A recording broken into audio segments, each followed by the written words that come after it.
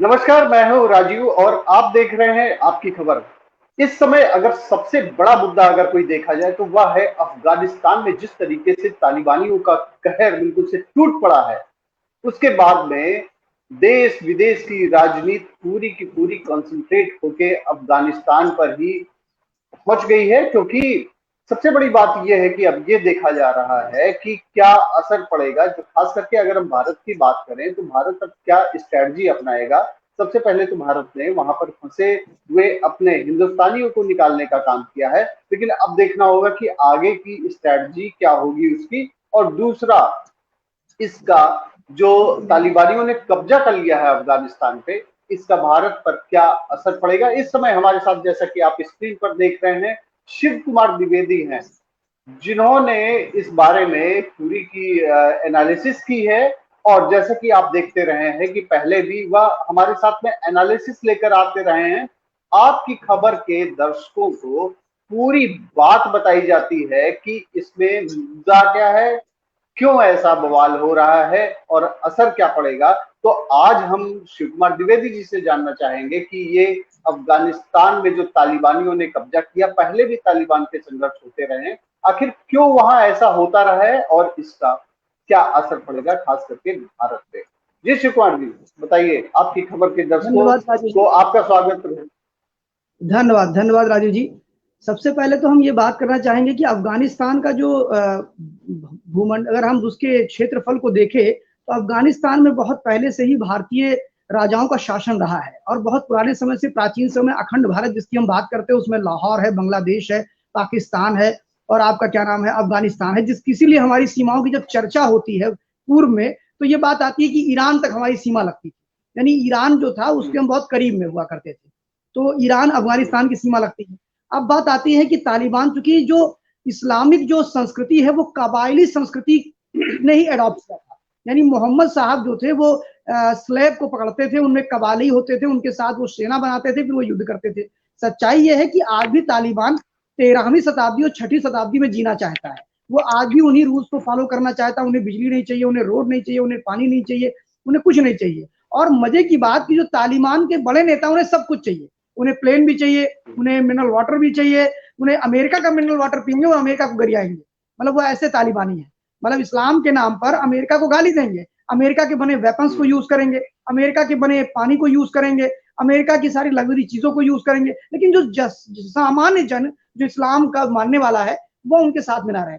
और अफगानिस्तान को लेकर हम लोग को पता है कि एक अफगानिस्तान की बड़ी स्थिति बड़ी अजीबो गरीब रही है।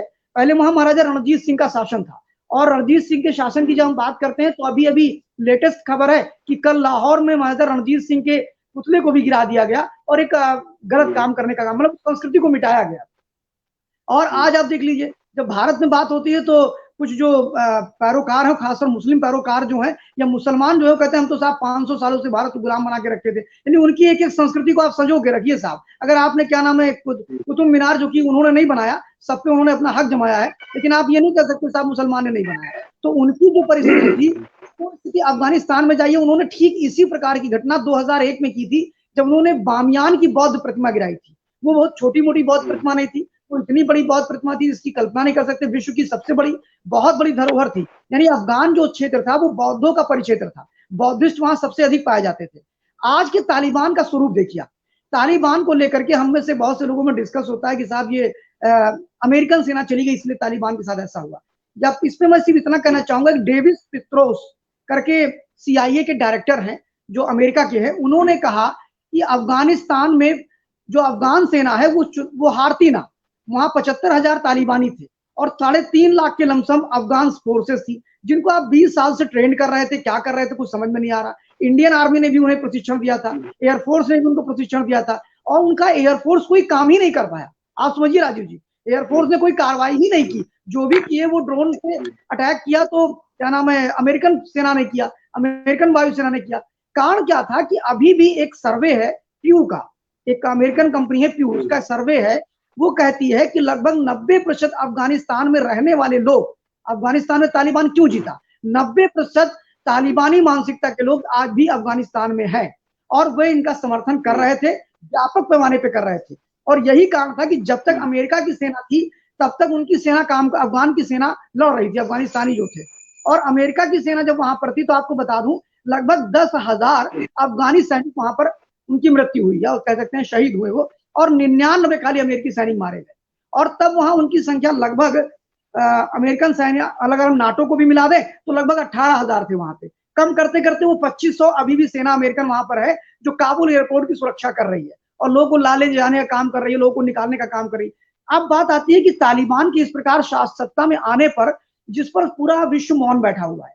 सबसे बड़ी चीज देखिए कितनी विचित्र बात है।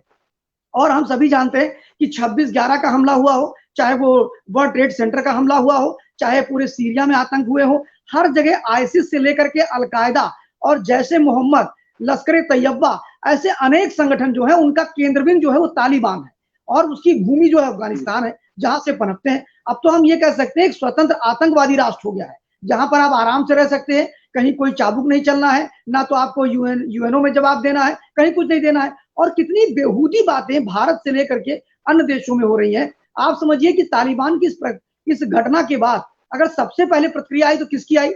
चाइना की आई। सेकंड प्रतिक्रिया रशिया की आई और टर्की की आई। और इमरान खान को तो लोग तालिबान खान कहने लगे अकल से, जो तालिबान की बड़ी प्रशंसा कर रहे हैं। पूरा पाकिस्तान झूम रहा है, नाच रहा है, गा रहा है कि साहब देखिए हमने बहुत बड़ा काम कर दिया, जो शरिया हम अपने यहाँ लागू नहीं करा अच्छा पाए। एक बात जी बताइए, अगर सब इतने ही खुश हैं तो या वहां से जो भाग रहे हैं या जो सबसे ज्यादा पीड़ित हो रहे हैं वो तो अफगानी ही हैं, वो तो मुस्लिम ही है। अगर ये इतने ज्यादा मुस्लिमों के हितैषी हैं पाकिस्तान वाले, तो क्यों नहीं उनको अपने यहाँ बुला ले रहे हैं? तो वो तालिबान का समर्थन कर रहे हैं या वहां पे रहने वालों का अगर तालिबान इतना बड़ा जो है मुस्लिम परस्त संगठन है तो वहां से क्यों मुस्लिम ही क्यों भाग रहे हैं? अगर और कोई भागे तो समझ में आता है, मुस्लिम क्यों भाग रहे हैं ये मैंने नहीं समझ में आ रहा है। देखिए सबसे बड़ी चीज आपको बता दूं, तालिबान ने जैसे सत्ता संभाली 2 दिन पहले उसने एक बयान दिया और कहा कि तालिबान में महिलाओं के अधिकार सुरक्षित होंगे। आपको बता देना चाहता हूं कि जिस दिन से तालिबान वहां पर आया है उस दिन के बाद से महिलाओं ने जो बुरखे अपने अपने ब्रीफकेस में बंद कर दिए थे वो निकाल के अब अपने बुरखे पहनने लगी हैं। यहाँ तक कि जो एड्स होते थे ना, जैसे हमारे यहाँ एड्स होते हैं साबुन का, लिरिल साबुन का, और सारे उसमें महिलाएं कुछ होती हैं, तो वहां उन जो एड्स के जो पोस्टर थे उसको कल कालिक पोती गई है उस पर, जो तालिबान के लोग पोत रहे हैं। इसके अलावा जो कार्य करने वाली जो महिलाएं थी बाहर, अब वो निकलना बंद हो गए हैं। वहां शरिया कानून अडॉप्ट कर लिया गया है, उसको जारी कर दिया गया है कि कोई भी महिला बिना पुरुष के नहीं जा सकती है, कोई भी महिला क्या नाम है बिना बुरखे के नहीं निकल सकती है, 9 साल की बच्चियों को पढ़ने की आजादी नहीं मिलेगी। तो वहां की जो लोग हैं वो बड़े, मतलब अब आपको बताना चाहूंगा कि जैसे मैंने बताया कि पहले भी वहां हिंदू राजाओं का राज हुआ करता था। महाराजा रणजीत सिंह जिनका लाहौर में कल तोड़ा गया स्टैचू, वो भी वहीं पे राज करते थे। जो तोरा बोरा की पहाड़ियां थी, हिंदू कुश का क्षेत्र था, गिलगिट बल्टिस्तान था, वो सब उन्हीं के क्षेत्र में आता था। और आपको बता दूं कि वो इतना वहां पहले मिनी स्कर्ट पहन के महिलाएं घुमा करती थी उस समय के शासन में, और मुस्लिम महिलाएं, हिंदू नहीं बता रहा हूं, मुस्लिम महिलाएं मिनी स्कर्ट पहन के घूमती थी, आजादी से रहती थी। उन्हें बहुत भय है राजू जी। दूसरा मैं बताना चाहूंगा आपको कि जो वहां पर जो स्थिति पैदा हुई है, और उसमें एक सबसे बड़ी चीज आपको पता है कि वहां पहले फिल्मों की शूटिंग भी होती थी। आपने खुदा गवाह फिल्म का नाम सुना होगा, खुदा गवाह जो अमिताभ बच्चन जी ने की थी। खुदा गवाह अंतिम हिंदी फिल्म थी जो अफगानिस्तान में शूट की गई। उसके बाद से कोई फिल्म बनी नहीं, मेरे ख्याल से 90s के दौर में रही होगी, 90 में फिल्म बनी थी, 91-89 के करीब में। तो उस समय वहां फिल्मों की शूटिंग भी होती थी। आज वो बीहड़ हो चुका है, यानी हमारे पास लाइट है, बिजली है, पानी है, इतना कुछ होते हुए भी हम कहते हैं सरकार ने क्या किया, अफगानिस्तान पूरा खत्म हो गया। अब एक बड़ी बात आती है कि अफगानिस्तान में जो ये घटनाक्रम घट रहे हैं उस पर जिस प्रकार का मौन है, आज रशिया भी उसको समर्थन कर रहा है। और 20 साल तक रशिया ने वहां काम किया, 20 साल रशिया ने अपनी सेना भेजी थी, उसने भी शीत युद्ध किया था, वो अमेरिका को परास्त करना चाहता था। अमेरिका उस समय इनको सपोर्ट कर रहा था, तालिबानियों को, अलकायदा को, आप क्या नाम है, ओसामा बिन लादेन को, मुल्ला उमर को, इन सबको वो सपोर्ट कर रहा था। अब उल्टा हो गया, इस बार जब अमेरिका वहां पर गया तो चाइना ने सपोर्ट करना शुरू कर दिया और रशिया ने सपोर्ट करना शुरू कर दिया कि मरने नहीं देंगे, वेपन्स पूरे देंगे, लेकिन आप अमेरिका को बाहर खदेड़ दो। आज अमेरिका बाहर खदेड़ गया। अब एक बहुत बड़ी चीज है कि भारत के सामने सबसे बड़ा संकट जो खड़ा हुआ है वह है उसके 400 प्रोजेक्ट वहां पर चल रहे हैं, जिसमें संसद भवन है, सलमा डैम है, और ऐसे बहुत सी चीजें हैं वहां पर जो भारत सरकार बना रही है, उसकी कंपनियां बना रही हैं, उसके लोग वहां इन्वेस्टमेंट किए हुए हैं। अब ये भारत सरकार ने कल 199 लोगों को रेस्क्यू किया है। वो ऐसे 199 लोग हैं जो बहुत एक्टिव पार्ट रोल अदा कर रहे थे सारे प्रोजेक्ट को करने में। इसके अलावा भारत सरकार, अब देखिए, देखना ये होगा कि भारत इस समय जो सुरक्षा परिषद की जो समिति है उसका वो प्रेसिडेंट है पूरे अगस्त तक, समझिए आप, 13 अगस्त से लेकर के 13 सितंबर तक रहेगा। तो 13 सितंबर तक क्या वो कुछ कर पाता है भारत या नहीं कर पाता है, पहली चीज। दूसरी चीज, भारत अभी मौन इसलिए है क्योंकि उसका बहुत पैसा वहां फंसा हुआ है। उसे नहीं पता था कि अशरफ गनी इस तरह भागेंगे, हमारा पैसा फंस जाएगा। तीसरा, जो अभी मीडिया रिपोर्ट्स आ रही हैं, आपको बताना चाहूंगा, उसमें 4 कुख्यात अपराधियों के नाम आ रहे हैं जो तालिबान से जुड़े हुए हैं। तालिबान ने अपना रूप भी बदला है। मीडिया रिपोर्ट ये आ रही है कि एनएसए लेवल की वार्ता अमेरिका और भारत में चल रही है। और आपको ध्यान होगा कि क्वाड जो है, यानी अभी जो बना है, जिसमें जापान है, ऑस्ट्रेलिया है, इंडिया है और आपका क्या नाम है, अमेरिका है। ये क्वाड कोई खेल कर सकता है, जैसा मुझे अंदाजा होता है कि क्वाड जो है वो कोई खेल कर सकता है। तालिबान को भारत ने मान्यता अभी तक नहीं दिया है, अमेरिका ने मान्यता नहीं दिया है, दुनिया के सिर्फ 3 देशों ने ही मान्यता दिया है, 4 मान लेते हैं। एक एर्दोगन ने दिया है जो कि तुर्की का है, और दूसरा वो तो चाहते ही था कि ऐसा होना चाहिए, वो उसके समर्थक है। दूसरा आपका रशिया है, तीसरा आपका चाइना है, और चौथा पाकिस्तान, जहां पर तो मिठाइयां कल से बढ़ रही है उसकी आप कल्पना नहीं करेंगे। लेकिन उसके लिए बहुत बड़ा खतरा है। आपको बता दूं, जो पाख्तून एरिया, डुरंडो रेखा का नाम सुना होगा आपने। हम लोग जब पढ़ते थे, पहले इतिहास पढ़ते थे और भारत की पार्टीशन की बात पढ़ते थे, तो उसमें रेड क्लिफ रेखा थी, मैकमोहन रेखा थी, ऐसे डुरंडो रेखा भी है। तो डुरंडो रेखा जो है जहां से निकलती है, वहां पाख्तूनी, बटलिस, गिल्गिस्तानी सब पढ़ते हैं। तो उन्होंने कभी भी उस रेखा को मान्यता ही नहीं दी, राजू जी। और वही समस्या आज भी पाकिस्तान के सामने खड़ी है। वहां संघर्ष चल रहा है, आप देखते हो शिया मुसलमानों को मारा जा रहा है, पाख्तूनों को मारा जा रहा है। वही पाख्तून जो है वो तालिबान में शामिल है। अभी आपने देखा होगा, जो तालिबान में आतंक मचा हुआ है, कारें तोड़ी जा रही हैं, रेप किए जा रहे हैं, यहाँ तक कि 9-9 साल की बच्चियों को वहां पर अनाउंसमेंट हुआ है। तालिबान ने कहा मैं संघर्ष जो है, मतलब बिना संघर्ष के हमने सत्ता पाई है, ऐसा नहीं है। तालिबान ने निसंशय हत्या लोगों की है और अनाउंसमेंट कराया है सरकारी कर्मचारियों को, मुस्लिमों को कहा है कि अपने अपनी घर की महिलाएं छोड़ दीजिए और अब जाइए आप लोग देश छोड़ करके। तब वो जो आप भीड़ देख रहे थे ना, जो अमेरिकन एयरवेज के पीछे चल रहे थे, वो भीड़ वही है। और उनसे महिलाएं छोड़ने के लिए एक भी महिला आपने देखी क्या? पूरे उस रनिंग पे जो रन कर रहे थे लोग, उसमें महिला थी क्या? कोई नहीं थी। तो उन्होंने कहा महिलाओं को छोड़ दीजिए और जिनकी नौकरी करते थे छोड़ दीजिए। तो अभी तो सभी देश अपने अपने लोगों को निकालने का प्रयास कर रहे हैं वहां से, कि ज्यादा निकाल ले जाए। और हम फिर से देखेंगे 6ठी शताब्दी का जो दौर होता है वो तालिबान में फिर आएगा और उससे भीभत्स रूप में आएगा। छोटी छोटी बच्चियों के साथ बलात्कार किया जा रहा है वहां पे, वो भी महिलाएं, और भी मुस्लिम, मजे की बात वो मुस्लिम ही है, हिंदू भी नहीं है। 560 सिख परिवारों को और लगभग 90 हिंदू परिवारों को भारत सरकार रेस्क्यू कर रही है और लेके चली आई है। 119 और परिवारों को रेस्क्यू कर रही है। भारत सरकार ने कहा अफगानियों को भी लेकर के आएंगे। अब उनमें वो अफगानी होंगे, राजू जी मेरी बात समझिए। हिंदू कुश क्षेत्र सुना होगा आपने, हिंदू कुश तो गिलगिट बल्टिस्तान के बीच में है, जिसका हमारा अक्सर हम दावा करते हैं कि पीओके जब हमारा होगा तो वो एरिया हमारा होगा। तो पीओके को लेकर के हम बात करते हैं, उसमें से हम प्रतिनिधि बना सकते हैं उनको अपना, समझिए। इसलिए अफगान की भी रेस्क्यू कर रहे हैं, अफगान के लोगों का भी, वहां से भी जो आना चाहते हैं वो भारत आ सकते हैं। अब मजे की बात देखिए, जिमी शेरगिल का नाम सुना होगा। जिमी शेरगिल, जो जयवीर शेरगिल, जो कांग्रेस पार्टी के प्रवक्ता है, बड़े अच्छे प्रवक्ता।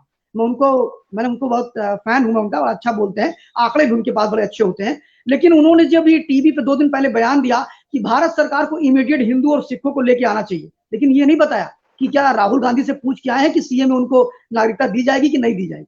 ये नहीं बोले वो। ये दोगलापन है इन लोगों का। दूसरा दोगलापन देखिए कि भारत के अंदर रहने वाले लोग, खासतौर पर ये, मतलब अगर अमेरिका नहीं बोलता है कोई बात नहीं, चाइना हम उनके साथ जाता है ठीक है, पाकिस्तान जाता है ठीक है, तुर्की जाता है ठीक है, मलेशिया जाता है ठीक है, ईरान जाता है ठीक है, कुवैत जाता है ठीक है, कोई बात नहीं, वो स्वाभाविक है, उनके साथ जा सकते हैं। वो उनकी एक विचारधारा है, उनकी मानसिकता है विद्रोह की और एक असभ्य संस्कृति की विचारधारा जो है वह उनके समक्ष खड़े हुए हैं।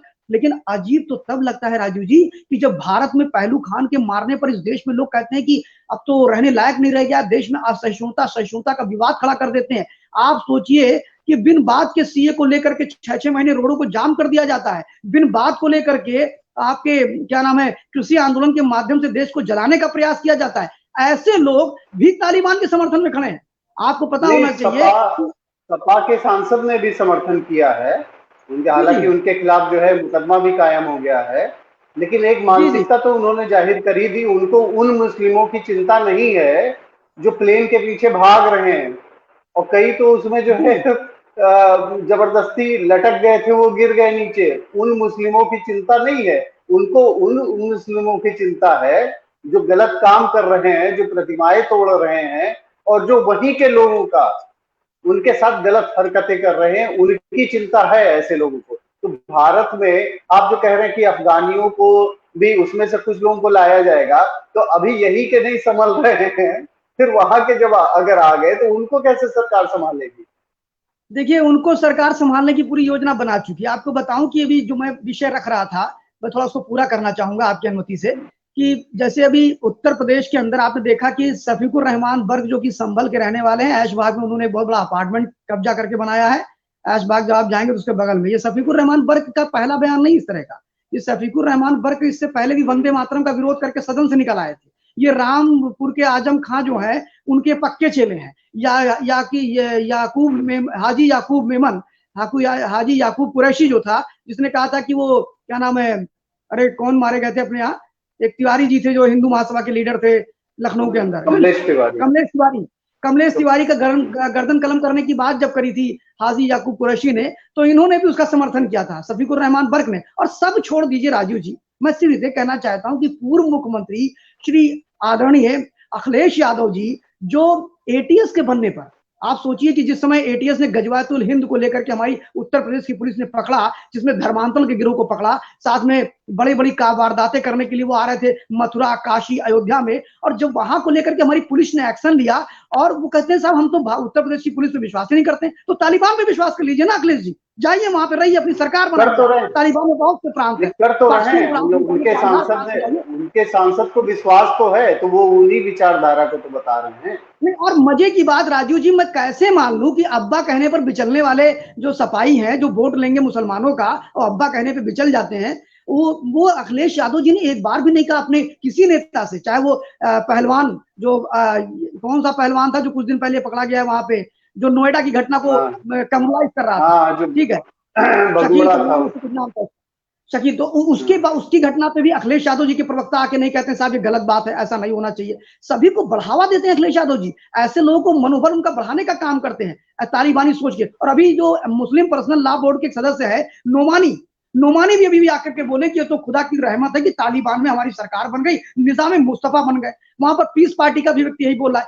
आज ये नजर नहीं आ रहे द वायर वाले, आज बीबीसी वाले नजर नहीं आ रहे, आज द क्विंट वाले नजर नहीं आ रहे, आज रिहाना खान नजर नहीं आ रही, आज ग्रेटा थनबर नजर नहीं आ रही, आज मियां खलीफा नजर नहीं आ रहे, आज सीताराम येचूरी नजर नहीं आ रहे, आज डी रजा नजर नहीं आ रहे, आज क्या नाम है केजरीवाल नजर नहीं आ रहे, आज राहुल गांधी नजर नहीं आ रहे, आज प्रियंका गांधी नजर नहीं आ रही, आज शरद पवार नजर नहीं आ रहे, आज आपके क्या नाम है एक बहुत बड़े सेकुलरिस्ट लीडर बनते हैं योगेंद्र यादव, वो भी नजर नहीं आ रहे, आज राकेश टिकैत नजर नहीं आ रहे। और राकेश टिकैत को तो पता लग गया ना, 15 अगस्त को यूपी के अंदर घुस नहीं पाए, उन्हें पता था कि ये उत्तर प्रदेश है, ये केजरीवाल की सरकार की तरह समर्थन नहीं मिल रहा है, ये पंजाब की सरकार की तरह समर्थन नहीं मिल रहा है। ने ही तो शफीकुर रहमान बर्क को जवाब दे दिया, तुरंत ही मुकदमा कायम हो गया, अब उनको कानून की परिधि में आ गए वो।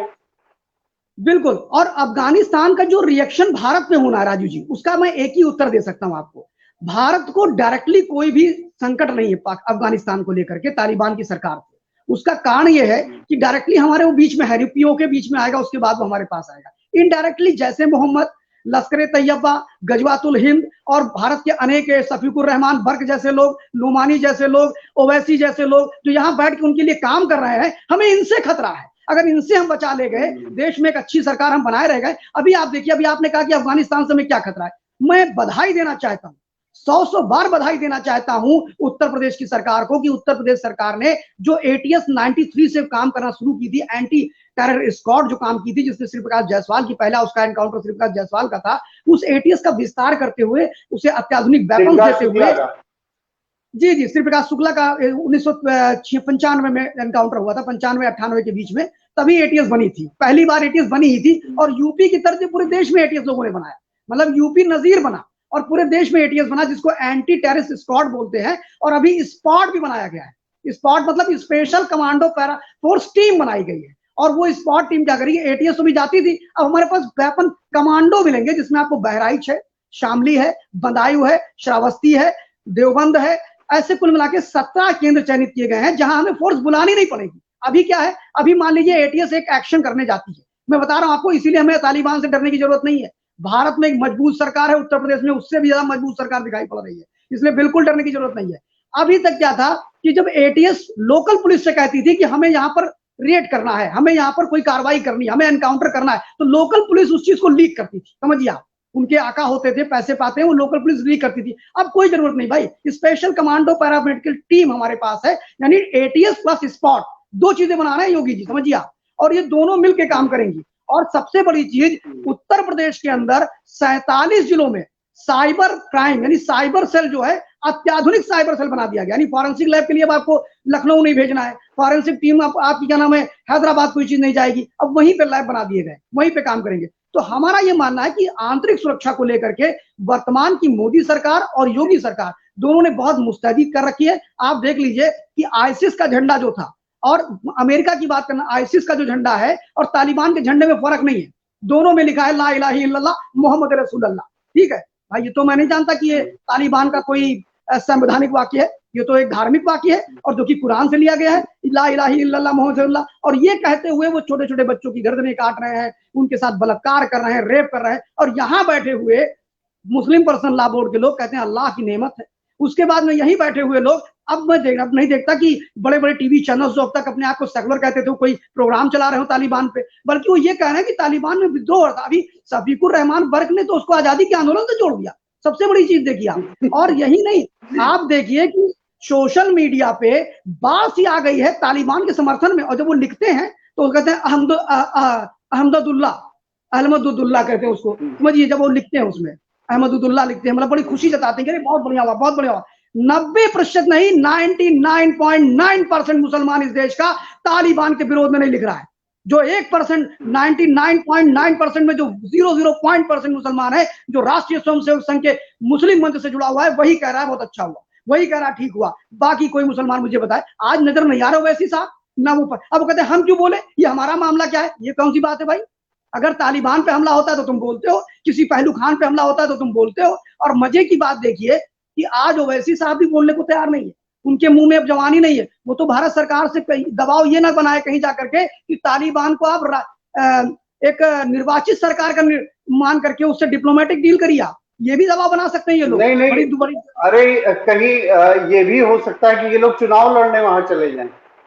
बिल्कुल बिल्कुल सही कहा आपने। अभी आप देखिए कि एक अमेरिका की बात करना चाहता हूं कि अमेरिका ने कैसे लोगों को धोखा दिया है, और अमेरिका ने ये पहली बार नहीं किया, वियतनाम में भी अमेरिका ने यही किया था, जब वहां वामपंथी कट्टरपंथी वामपंथियों को इन्होंने सपोर्ट किया था और वियतनाम में तख्ता पलट किया था। लेकिन वहां पर इन्हें लगा था कि जो आजकल जो बाइडेन के साथ जो है वो सारे के सारे वामपंथी लोग अधिकतर हैं उसमें, और वामपंथियों ने वियतनाम को सपोर्ट किया, वियतनाम को जाकर इन्होंने तख्ता पलट किया। वामपंथियों को लगा वहां हमारी सरकार होगी, लेकिन उल्टा हुआ क्या, वहां मुसलमानों की सरकार हो गई। वियतनाम में स्थिति बदल गई, वहां पर वो अपनी सोच हावी कर गए। ठीक यही हाल ईरान का था। ईरान जिसको बहुत सेकुलर सेकुलर चिल्ला रहे थे, वहां पर जाके लोगों ने काम किया। जैसे ही ईरान में इस्लामिक शासन आ गया, यानी इस्लामिक पूरी तरह से हो गए, वैसे ही वहां पर मामला पूरा खत्म हो गया। और जो लोग इस्लाम का विरोध करते थे, ये कम्युनिस्ट जितने भी इस्लाम का विरोध करते थे या कहते थे धर्म एक अफीम है, तो उन्हें फांसी पर लटका दिया जाता था। तो मजे की बात देखिए कि कोई भी कम्युनिस्ट, कितना बड़ा कम्युनिस्ट हो, वो मुसलमानों के खिलाफ कभी नहीं बोलता है, समझिए। वो जानता है फांसी लटका दिए जाएंगे, ये हिंदू नहीं है जो सब सुन लेंगे। आप भगवान राम के बारे में बोल दो, कृष्ण के बारे में बोल दो, फिर घर में आओ भोजन भी करो, जलपान भी करो, पानी भी पियो, राज्यसभा में भी जाओ, लोकसभा में भी जाओ, हम वोट भी दें। ये भारत है, भारत, समझिए आप, इसलिए ये जी पा रहे हैं। अगर यही अभी तालिबान में जाकर के अपनी राय देंगे और जो मानवता कहाँ है भाई, कम्युनिस्ट जो है वो अपने आप को भाग रहे हैं, भागने वालों की संख्या सबसे ज्यादा इन्हीं की है। जी बिल्कुल सही। यहाँ बैठ के दुहाई दे रहे हैं वही भाग रहे हैं वहां से, और इनको भी बड़ा शौक है, तो कुछ दिन जाके वहां पे कैंपेन कर लें, समझ जाए, तालिबान का कुछ सहयोग कर दें कि सरकार कैसे चलाई जाती है। जी 370 का जब हमारे यहाँ हटाया गया था राजू जी, तो ये कम्युनिस्ट, ये कांग्रेसी, ये सपाई, ये बसपा को छोड़ दिया, बसपा समर्थन में थी 370 के, बाकी जितने दल थे खासतौर कम्युनिस्ट, ये बड़ा विरोध कर रहे थे कि मानवता वहां पर बिल्कुल चित्कार रही है, लोगों के साथ अत्याचार हो रहा है, घर से निकलने दिया। अब मैं पूछ रहा हूँ ये कहाँ है, निकले ना अपने घरों से, जाके तालिबान की बात। जी एक बड़ी इंटरेस्टिंग बात आपसे पूछनी थी, कई डिबेट में पूछना चाहता था लेकिन भूल जाता था।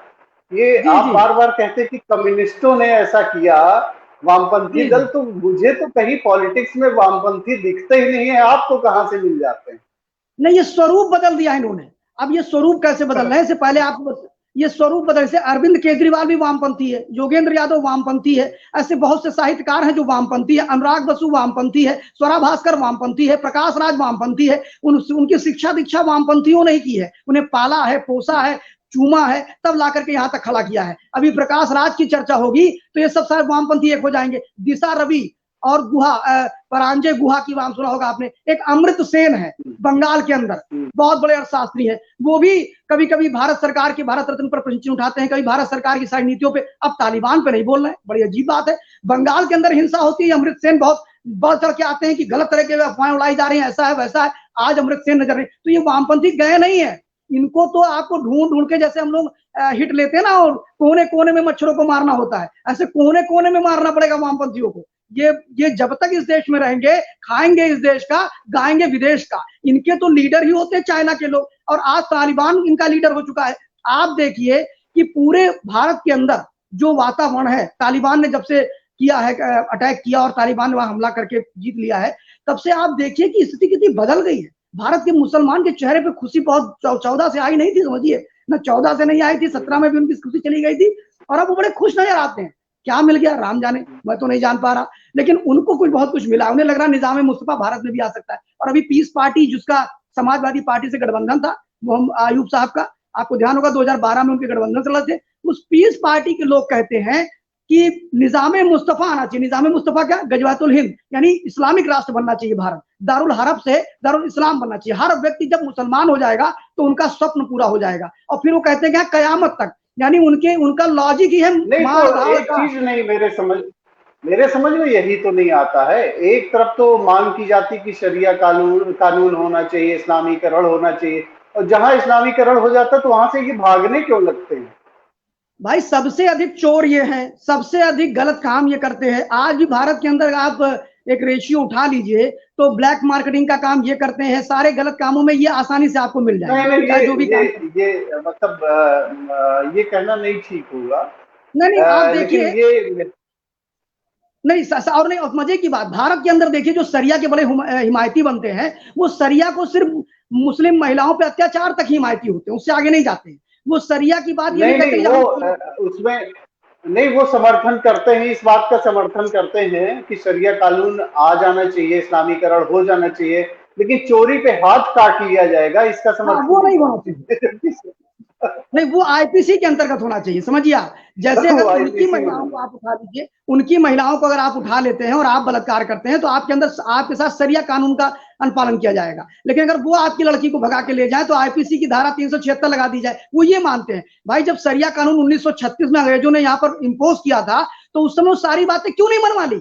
तब तो ना मोदी बैठे हुए थे, ना नेहरू जी बैठे हुए थे, कोई नहीं था, आप ही आप थे। आप बात करते ब्रिटेन से, ब्रिटेन की सरकार उसमें थी, लॉर्ड वायरस थे, आप बात करते हैं उनसे, तो आपने क्यों नहीं इम्पोज कराया? इसका मतलब कि उस समय भी आपको सेफ कॉर्नर दिया गया, क्योंकि आप हिंदू से बने मुसलमान हो, आप मुसलमान थे ही नहीं, इसलिए आपने कहा थोड़ा थोड़ा ले लो यार, नमाज भर का ले लो, इसका ले लो, उसका ले लो, इसलिए आपने मतलब भर की चीज ली अपने, कि हमें शरिया में क्या लेना है, 4 बीबियां ले लेना है, 14 बच्चे पैदा कर लेना है, उसके बाद में हम शरिया के हिसाब से ये करेंगे वो करेंगे, शरिया के हिसाब से अपने मदरसे चलाएंगे, शरिया के हिसाब से अपने हम तलाक तय करेंगे, शरिया के हिसाब से अपने हम नियम कानून तय करेंगे, अपनी अदालतें बनाएंगे। लेकिन जब शरिया के हिसाब से चोरी की सजा तय होगी तो नहीं, वो इसको निकाल दीजिए, अभी जरूरत नहीं है इसकी, इसको निकाल दीजिए, आंख फोड़ दी जाए, गंदी औरतों को देखोगे तो आंख फोड़ दी जाएगी। मैं पूछता हूं, सारे इंटर कॉलेज और डिग्री कॉलेज के बाहर जो मुस्लिम लड़के खड़े होकर के महिलाओं के साथ गलत काम करते हैं, उनकी आंखें कितने मुसलमानों ने फोड़ी?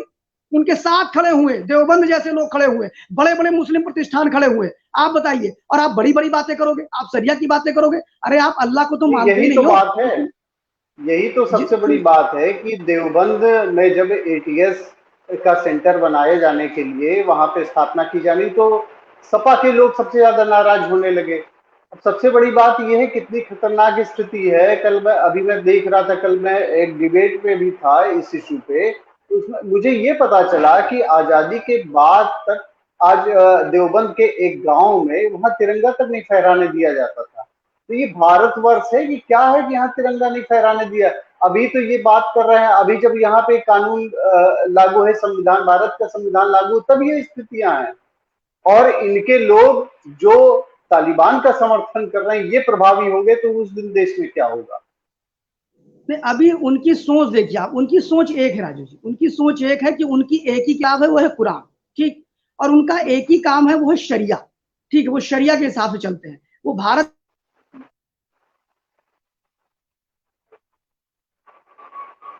है कि वो बदल सके इस चीज को, तो बदल देंगे, 2 मिनट का काम उनके लिए। दूसरी चीज आप देखिए कि अखिलेश यादव जी कि अब मैं पूछता हूँ कि जितने भी इस प्रकार की घटनाएं घटती हैं राजू जी, चाहे वो आपके सीए का प्रोटेस्ट करना हो, चाहे वो क्या नाम है तालिबान को लेकर के बयान देना हो, चाहे वो इस देश के तिरंगे का अपमान करना हो, चाहे जो पार्टी राष्ट्रगान नहीं जानते हैं उसके नेता टी हसन जो समाजवादी पार्टी के नेता है, और वो मजाक उड़ाते हैं राष्ट्रगान का, मतलब उनपे तो मुकदमा दर्ज होना चाहिए।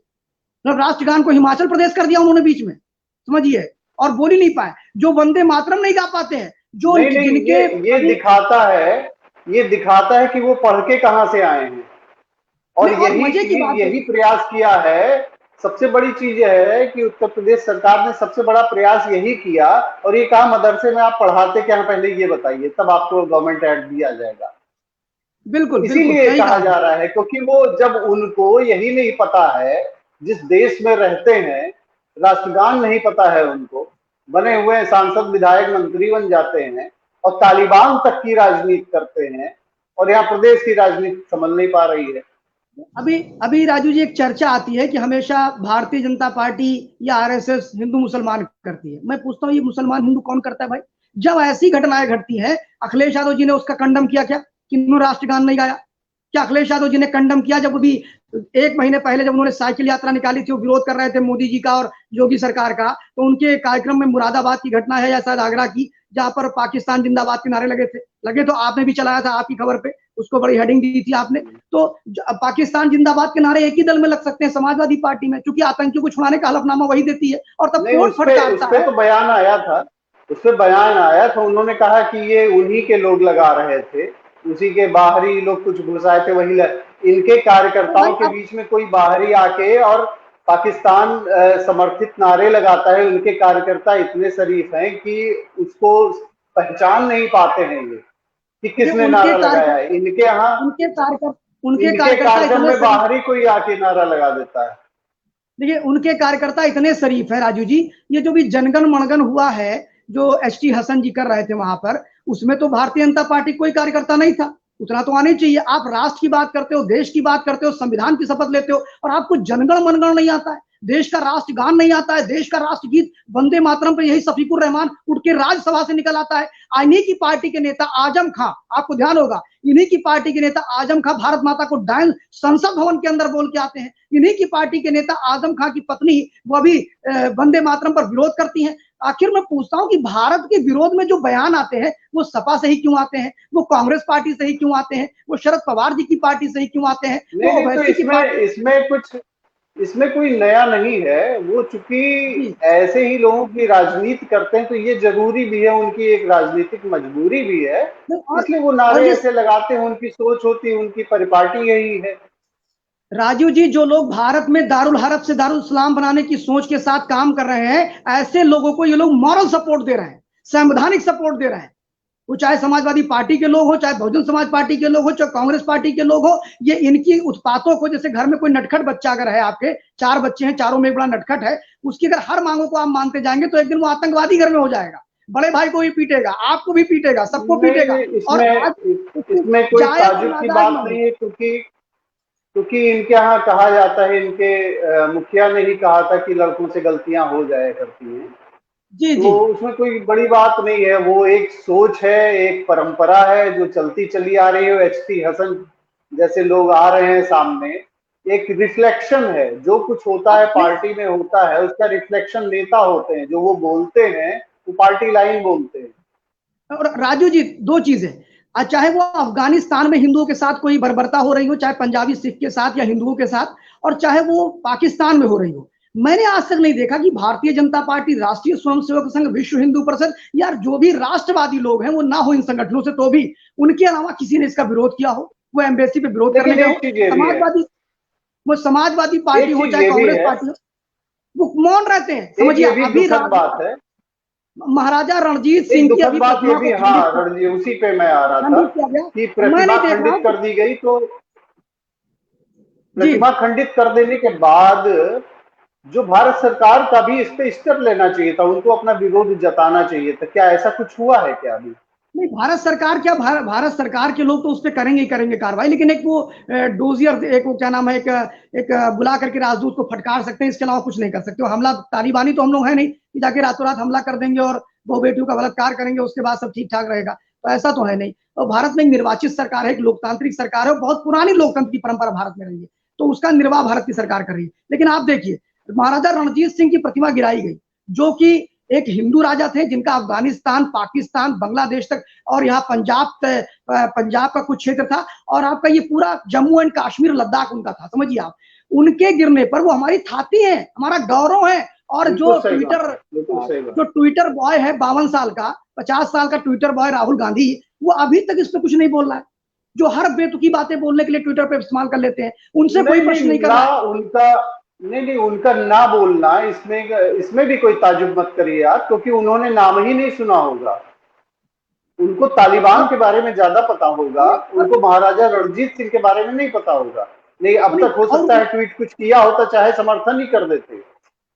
बिल्कुल, और नहीं, उनका कारण इसलिए कारण भी है कि वो तो सिखों के हत्यार ही रही है कांग्रेस ना, तो कांग्रेस तो वैसे भी सिखों के प्रति कोई सिंपैथी नहीं रखती है। 84 में जो सिखों का नरसंहार किया, बहुत दुखद है, ये बहुत दुखद है। जिस तरीके से एक तरीके से ये जो हमारी परंपरा रही, जो हमारे पहचान रहे हैं महाराजा रणजीत सिंह जैसे लोग, जिससे भारत का गौरव जाना जाता है, भले आज वो वहां पे है, अफगानिस्तान में है, लेकिन इस पर सभी को विरोध करना चाहिए था और तालिबान को उसकी हैसियत बता देनी चाहिए थी। हमला ही कर देना बड़ी बात नहीं होती। तालिबान के पास है क्या? अगर कुछ ये मोर्टार और ये सब सारी चीजें अगर ये छोड़ दिया जाए तो वो भीख मांगने लायक हैं, भूखों मरने की नौबत पे है उनकी मानसिकता जो है खाली लूटने खसोटने की, अपना कुछ जनरेट करने की उनके पास में नहीं है। लेकिन जिस तरीके से विरोध होना चाहिए था, मुझे भी व्यक्तिगत रूप से बहुत इस बात का आघात पहुंचा है कि अभी तक जो पुरजोर विरोध होना चाहिए था, यूएन से भी भारत को उठाया जाना चाहिए था कि तालिबानियों ने जो ऐसा किया है इस पे सभी को विरोध करना चाहिए था।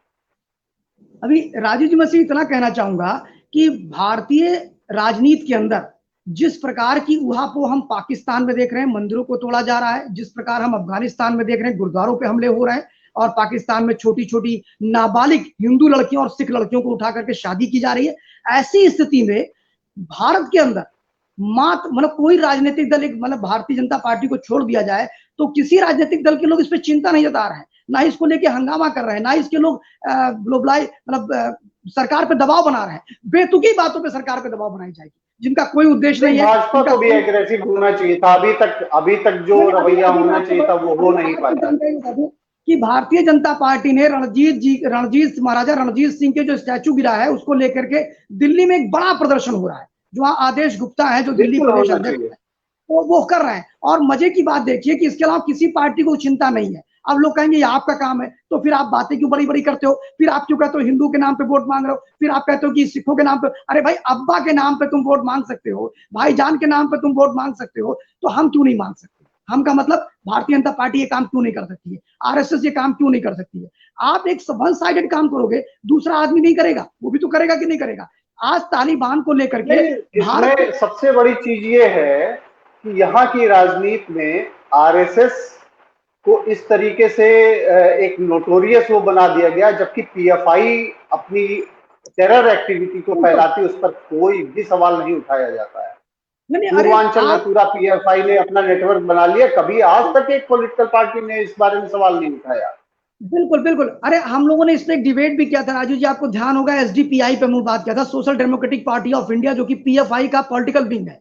और उसमें आपको बता दें कि वो साउथ में बहुत मजबूत स्थिति में चला गया है, साउथ में बहुत ही मजबूत स्थिति में पीएफआई चला गया है। और आपको बता दूं, एसडीपीआई ने तालिबान जैसे ही सरिया कानून लागू करने की बात करी है, तालिबान जैसे ही सरिया कानून लागू करने की बात एसडीपीआई कर रहा है, जिसकी अब तक 68 सीटों पर विजय प्राप्त है उसे, उधर साउथ की सीटों पर, मतलब विधानसभाओं में, जिसमें केरला में वो जीत रही है, कर्नाटका में वो जीत रही है, और पूर्वांचल में अब उसके जो सेंटर है वो बहराइच है, जहां पर अभी एटीएस की टीम डाल दी गई है। बहराइच उसका सेंटर है, गोरखपुर उसका सेंटर है, आपका कानपुर उसका सेंटर है, अलीगढ़ उसका सेंटर है, ये सारे सेंटर उसके बन रहे हैं। पीएफआई का काम सिर्फ पॉलिटिकल काम करना हो एसडीपीआई का तो अच्छी बात है, लेकिन जब एसडीपीआई पॉलिटिकल काम ना करके इस देश को तालिबानीकरण करने की बात करे, इस देश में शरिया कानून लाने की बात करे, इस देश को निजाम मुस्तफा लाने की बात करे, इस देश में दारुल हरब से दारुल इस्लाम बनाने की बात करे, तो खतरे की घंटी है राजू जी। और ऐसी संस्थाओं पर प्रतिबंध लगा के कुछ नहीं होने वाला है, जब तक इन पर सख्त से सख्त कार्रवाई ना की जाए। आपको बता दें कि इससे पहले एक सिमी ऑर्गेनाइजेशन पूरे देश में हुआ करता था, सिमी ने अपना नाम बदला इंडियन मुजाहिदीन, इंडियन मुजाहिदीन के बाद आज वो पीएफआई में काम कर रहा है।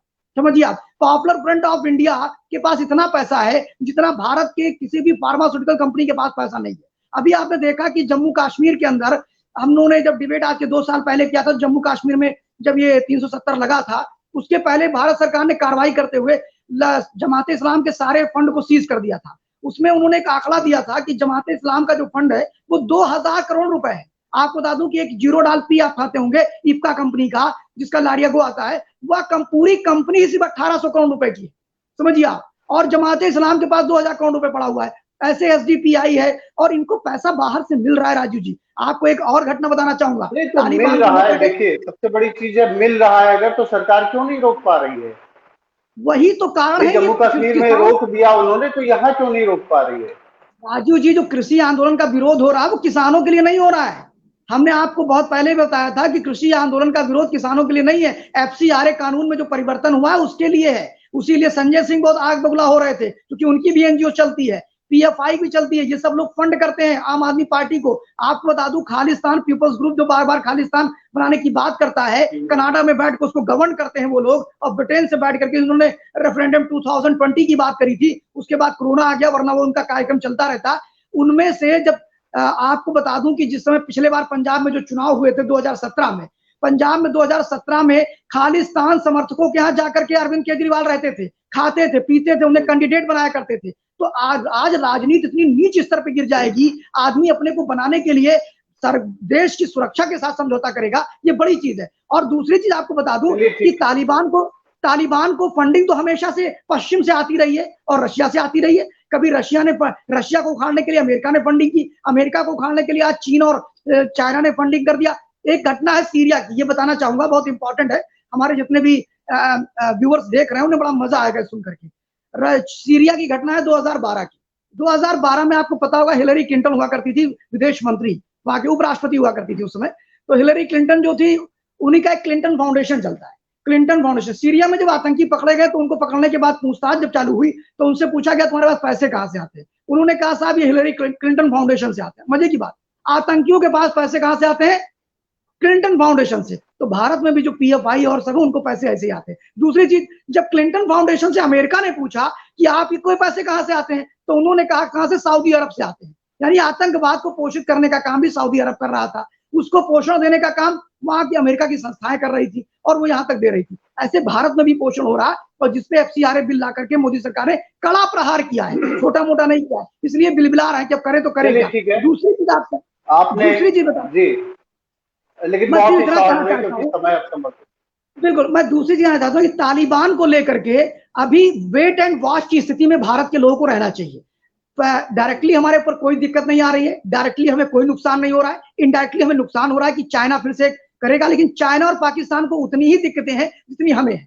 चाइना, पाकिस्तान में जो पाख्तून जो आतंकी तालिबानी है वो पाकिस्तान को कदम, जैसे आपको देखो तहरीके तालिबान, जिसने 72 मासूम बच्चों की पेशावर में हत्या करी थी, आपको ध्यान होगा, भारत में भी मोमबत्तियां जलाई गई थी उन बच्चों के लिए। वो तहरीके तालिबान को सपोर्ट करते हैं तालिबानी कुछ, और कुछ तालिबानी जो है वो पाकिस्तान को सपोर्ट करते हैं, वहां एक दिक्कत आएगी। दूसरा, हम जो सभी जानते हैं कि चाइना में जिंजियांग प्रांत जो है, जहां पर वहां पर उइगर मुसलमानों के साथ जो छेड़छाड़ हो रही है, तो ये मुसलमान ऐसे होते हैं जो साहब कौम के लिए लड़ते हैं, वो किसी के लिए नहीं। द्वितीय विश्व युद्ध में जब ब्रिटेन ने कहा कि ईरान पे हमला करो और इराक पे, तो उन्होंने नौकरी छोड़ दिया, कहा हम अपने भाइयों पे हमला नहीं कर सकते हैं। अब आप सोच सकते हैं कि चाइना बहुत अस्वस्थ ना रहे कि वो सुरक्षित है अगर तालिबान को मौका मिलेगा, क्योंकि वहां पर जो उनके सिराजुद्दीन खान है, एक उनका है आदमी, दूसरा भी बरादर है जो डॉक्टर अब्दुल गनी बरादर, जो कि प्रेसिडेंट बनने जा रहा है वहां पर, अब्दुल गनी बरादर हुआ, हिदायत संसुल्ला हुए, ये सारे लोग बहुत बड़े धार्मिक है, मतलब कट्टर धार्मिक है। ये चाइना कोई बख्शने वाले नहीं है, पैसा तो मिलेगा फिर कहीं ना कहीं से ना, अमेरिका दे देगा, कोई दे देगा। तो ये बेवकूफ अपनी कम्युनिटी को ही बनाते हैं, अपने समाज को भी, कि अमेरिका की हम ईंट से ईंट बजा देंगे, अमेरिका से पैसा लेंगे और तुम्हें मार देंगे। तो कुल मिला के पैसा लेंगे या अपनों को ही मारेंगे, चिंता मत करिए, हम बहुत सुरक्षित स्थिति में खड़े हुए हैं। चलिए ठीक, आपने जितनी जानकारियां दी हैं, मुझे लगता है कि आपकी खबर के दर्शकों को काफी कुछ बस यही है कि कुछ चीजें मतलब ऐसी भी आई है इस डिबेट में जो कहीं डायरेक्टली प्रहार नहीं करना चाहिए किसी पे, तो मेरे ख्याल से हम लोगों को इन चीजों से बचना चाहिए डायरेक्टली। पर बाकी जो लोग हैं जो गलत समर्थन कर रहे हैं वो एक्सपोज होते भी जा रहे हैं, और बर्क टाइप के लोग जो उनके ऊपर मुकदमे भी हो रहे हैं। और ये उत्तर प्रदेश सरकार, भले भारत में कहीं उनके ऊपर कोई कार्रवाई ना हो, लेकिन ये उत्तर प्रदेश है, यहाँ बहुत ही सोच समझ के बोलना होगा। और ये उत्तर प्रदेश के लिए ये प्रदेश है, ना कि तालिबान के समर्थकों के लिए है। ये समझना होगा कि कोई भी गलत समर्थन ना करें, कोई भी चीजें ऐसी करें जो समाज के हित में हो, और कम से कम यहाँ के लोगों का ध्यान सबसे पहले रखें, जिसने चुना हुआ है उनको। ये कुछ अभी आप कह रहे थे क्या, लेकिन बहुत ही शॉर्ट में, क्योंकि आप कंक्लूड कर दिया है। मैं सिर्फ इतना कहना चाहूंगा कि अब वो समय गया राजू जी, जब हम कहते थे कि दो समुदाय में भिड़ंत हुई, एक समुदाय तो हिंदू था, दूसरा समुदाय था। तो अब ये कहना खत्म करिए। अगर भारत को बचाना है तो मुखर होकर के बोलना पड़ेगा दूसरा समुदाय था कौन। दूसरे समुदाय की जानकारी हमारे समुदाय को होनी चाहिए, किसी भी वो समुदाय तो को होनी खुद ही चाहिए। बता दे रहे हैं ना, वो तो खुद नहीं बता नहीं दे रहे हैं कि दूसरा समुदाय कौन है, और वही बोल नहीं, रहे हैं। ये तो मोदी और योगी के आने के बाद पता लगने लगा। वरना तो पहले हम पेपरों में हाँ, यही पढ़ते थे कि दंगे हुए, दंगे में दूसरे समुदाय के लोग घायल हो गए, दूसरे समुदाय का नाम नहीं, ही नहीं ये भी होता एक था। असर पड़ा है, एक असर ये भी और पड़ा है कि मंदिरों में जाते समय जहां शर्म लगती थी, वहां पर अब लोग जी, जाके अपना गोत्र बताने लगे हैं। ये भी एक पॉजिटिव संकेत है। और दूसरी चीज राजू जी की हो क्या रहा है कि जब तक हम मुखर नहीं होंगे, जब तक हम उत्तर नहीं देंगे, जब तक हम नहीं बोलेंगे, तब तक वो हमें दब्बू समझेंगे। तब तक वो हमारे प्रति जो मन हो बोल दो। चलिए ठीक। मतलब जब आए तो हमारे राम पे खैर, टिप्पणी कर दो, जब आए आप हमारे कृष्ण पे टिप्पणी कर आपकी दो, इसी जब आए। आपकी इसी शैली के चलते आपकी खबर के दर्शकों की ये लगातार मांग होती है कि बहुत दिनों से शिव कुमार द्विवेदी जी नहीं आए हैं किसी विषय पर।